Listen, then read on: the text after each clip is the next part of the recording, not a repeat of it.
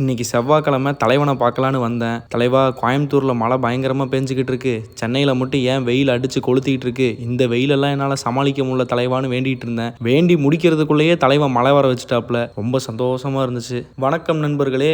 எப்படியோ ஒரு வாரமாக வீடியோவை போட்டேன். அதுவே எனக்கு பெரிய சாதனை தான். இன்னைக்கு நமக்கு வழக்கம் போல் கால் பயிற்சி. ஒர்க் அவுட் ஆரம்பிக்கிறதுக்கு முன்னாடி ப்ராப்பராக ஒரு 15 நிமிஷம் ஸ்ட்ரெச்சஸ் பண்ணிக்கணும் நண்பர்களே. கமெண்டில் ஸ்ட்ரெச்சஸ்னு போடுங்க. லெக்குக்கு எப்படியெல்லாம் ஸ்ட்ரெச் பண்ணலாம் அப்படின்னு சொல்லி ஒரு வீடியோவே ஃபுல்லாக போட்டுறேன். இன்றைக்கி என்னோட லெக் டேல ஆம்ஸ்ட்ரிங்கை ஃபோக்கஸ் பண்ணி தான் ஒர்க் அவுட் போய்கிட்டு இருந்துச்சு. இன்றைக்கி கொஞ்சம் ஹெவியாகவே ஒர்க் அவுட் பண்ணேன். இப்போ என் பாடி கண்டிஷன் எப்படி இருக்குது, இப்போ நான் எதை நோக்கி போய்கிட்டு இருக்கேன் அப்படின்னா, நான் பாடி பில்டிங் பண்ணி ஆல்மோஸ்ட் ஒரு 1.5 வருஷம் ஆக போகுது.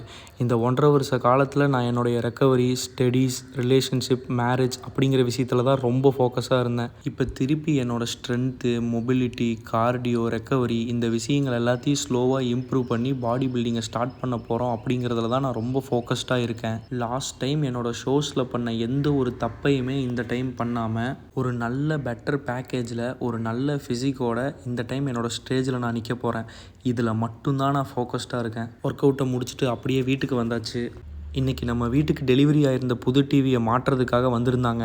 அப்படியே அவர் கூட சேர்ந்து ஹெல்ப் பண்ணி டிவியை ஃபிக்ஸ் பண்ணிட்டு இருந்தோம். டிவியை மாட்டி முடிச்சதுக்கப்புறம் வழக்கம் போல் ரொம்ப ஃபேமஸாக இருக்க நம்ம தலைவனோட ஒரு 3 பாட்டை இறக்கியாச்சு. அதுக்கப்புறம் டிவியோட சவுண்ட் எப்படி இருக்குன்னு தெரிஞ்சுக்கிறதுக்காக ஹாரிஸ் மாம்ஸோட பிளேலிஸ்ட்டை போட்டு கொஞ்சம் நேரம் கேட்டுக்கிட்டு இருந்தேன். அதுக்கப்புறம் அப்படியே போய் தலைவனை பார்த்துட்டு மழையிலேயே நனைஞ்சிட்டு நாளைக்கு டயட்டுக்கு தேவையான முட்டையெல்லாம் வாங்கிட்டு வீட்டுக்கு வந்தாச்சு. இன்னைக்கு கதை அவ்வளவுதான் நண்பர்களே. நாளைக்கு சந்திப்போம்.